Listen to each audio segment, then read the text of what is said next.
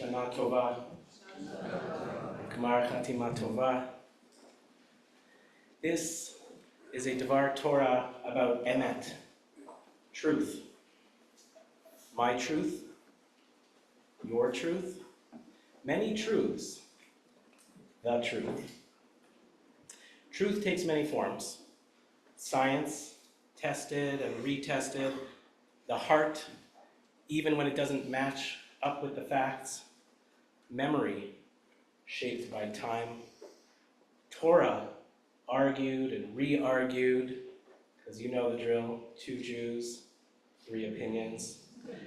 And the truth that feels absolute in one moment until you learn and you grow and you see it differently later.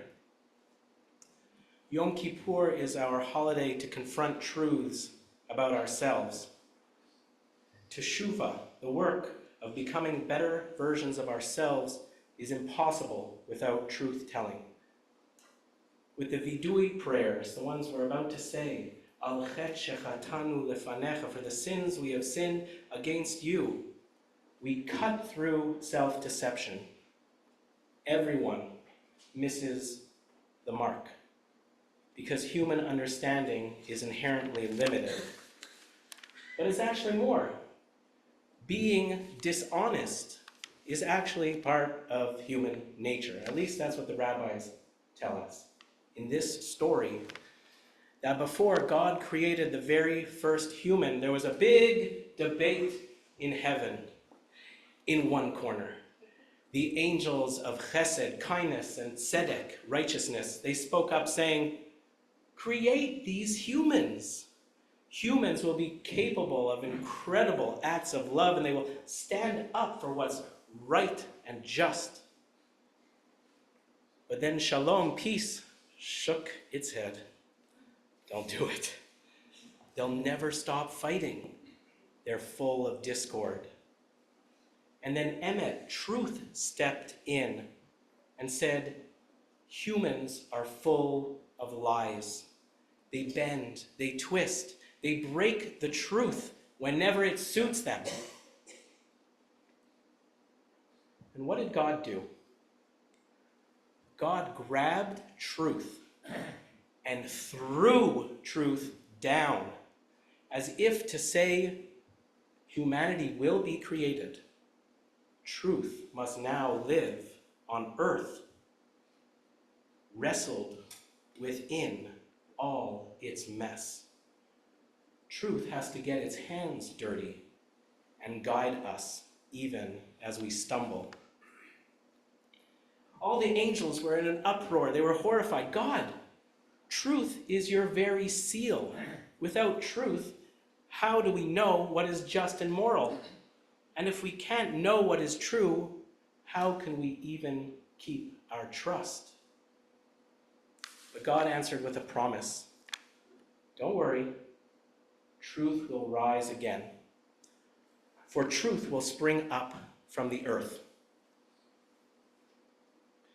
And yet, the prophets saw what we still see, that in our world, truth so often falters. Wasn't Isaiah right 2,700 years ago when he said, Ki chashla varechov emet, for truth has stumbled in the street?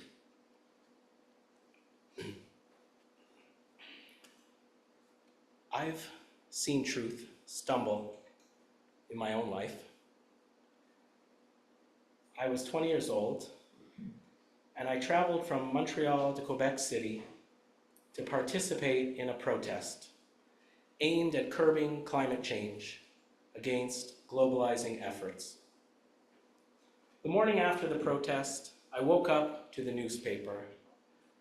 The front page showed a protester about to throw a beer bottle towards a line of police.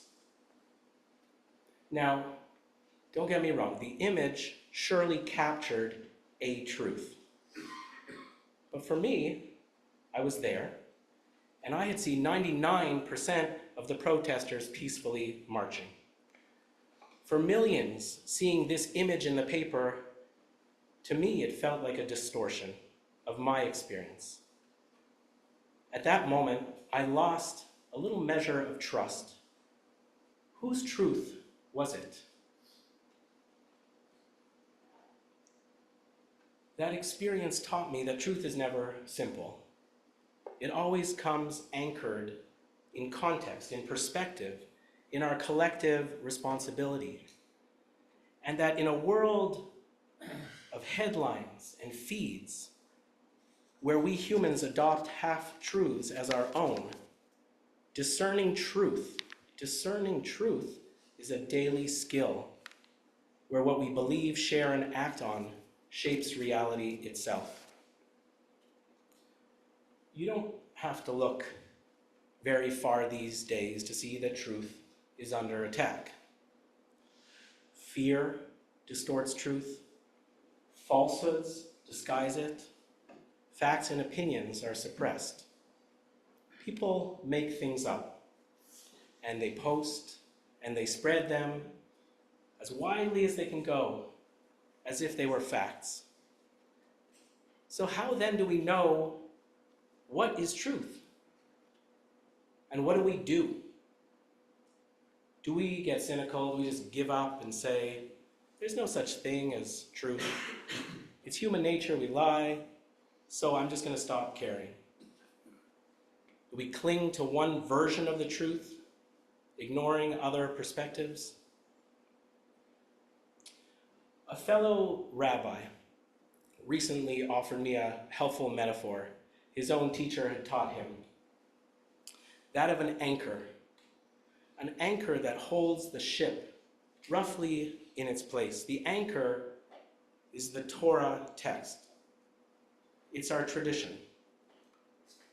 The ship, which is all of us, moves with the waves around the anchor. Some of us move this way to this side of the anchor. Others move to the other side of the anchor. But the tradition anchors us to each other.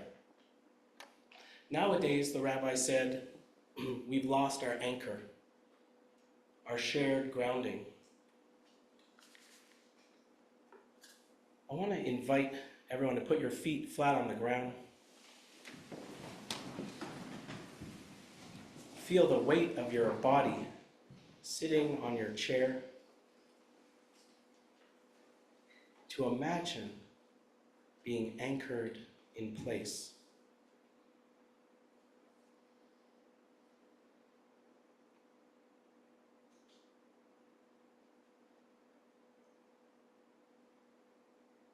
Now think about what anchors you.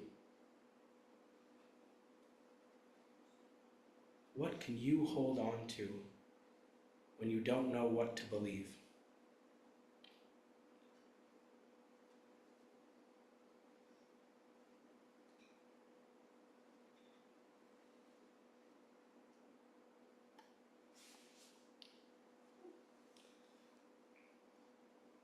You can open your eyes again. Building on that, I'd like to share 3 anchors from our tradition, ways that Jewish teachings guide us towards truth. First anchor. Yom Kippur is all about the practice of truth-telling and our very commitment to seek truth.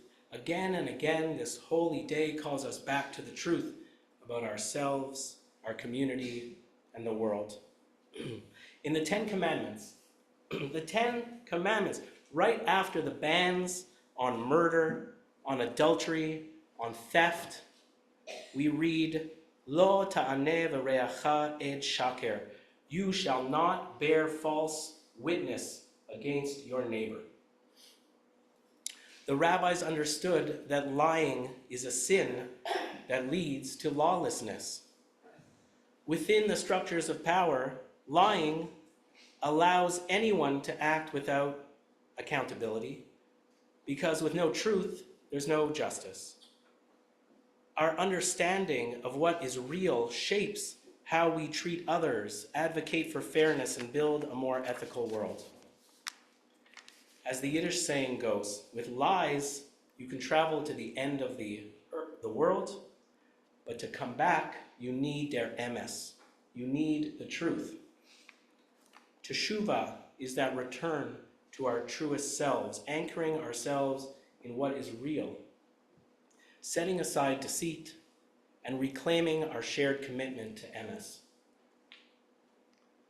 Second anchor, truth and humility are interconnected. In the temple on Yom Kippur, the high priest placed his hands on a goat, confessed the people's sins, and sent it into the wilderness. Even the holiest leader had to admit fault and show humility. In Judaism, truth means integrity and walking humbly with God. Without humility, truth is incomplete, unanchored. Through the Vidui prayer, we train ourselves in truth-telling. We don't point fingers at others. We acknowledge our own role. Not they lied, but we distorted. Not they sinned, but we missed the mark. As the saying goes, when you point a finger, 4 fingers point back at you. Our tradition radically reminds us that before we accuse, blame, or judge, we must first admit to our own blind spots, distortions, and complicity. And we do it in the plural. We, the Jewish people. We, our broader society, because we are all in this together.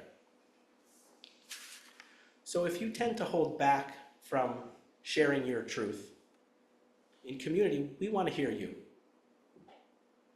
If you tend to step forward, step back and make some room for other people's truths. This balance, this participation is part of the practice. When communities practice honesty, respect, and shared accountability, all the other virtues of this world can flourish. So I want to invite you to put your hand on your hearts and repeat with me, Al chet shechatanu, for the ways we have missed the mark, purposely and by mistake, openly and privately, knowingly and unknowingly. This is not about blame. It's about anchoring ourselves back to truth, integrity, and humility. Anchor 3 is the sacred balancing act between the many small t truths and absolute truth with a capital T. On the one hand, there can be multiple truths at once, especially when issues are complex. Emet is composed of the first, the middle, and the last letter of the alphabet, Aleph, Mem, and Tav, symbolizing that truth, like God, encompasses all perspectives. The authors of The Practice of Adaptive Leadership note that it is our natural tendency to always search for the one right answer. Yet wisdom comes from holding multiple perspectives, even mutually exclusive ones, at the same time. Disagreements have always been a cornerstone of Judaism. Judaism proudly trains us to hold paradox, to wrestle, and to not collapse into cynicism or blind certainty. We must learn to sit in the tension between being exclusively right and being deadly silent, between speaking out and not silencing others. As Yossi Klein Halevi recently wrote, Jews face some of the most complex dilemmas in our history today, and one-dimensional voices must not be allowed to determine the discourse. We must stay open to multiple perspectives, humble enough to know no one has the full picture, and kind enough with those we disagree with. But on the other hand, sometimes truth is absolute and eternal. One of God's names is Emet, truth, a truth that belongs to everyone, not just one side or person or moment. Moral relativism has its limits. There are distortions. There are lies. There is also something eternal we must be reaching for. Our tradition's eternal anchors are clear. Each person is created in the image of God. We shall not oppress the stranger. We must pursue justice. We are responsible for each other. We honor life. Yet as humans, we often act as if we hold the whole truth. Everyone thinks their perspective, their opinion, their facts are right.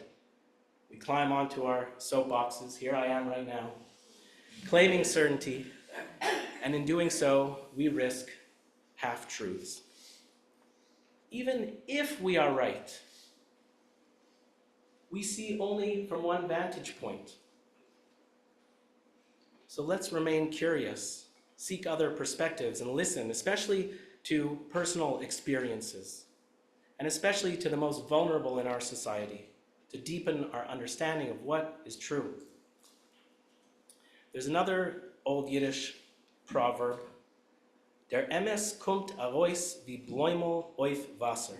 The truth comes out like oil on water. It always rises to the surface. We can try to drown it, bury it, suppress it, but truth finds its way back up. Maya Angelou put it powerfully. You may write me down in history with your bitter, twisted lies.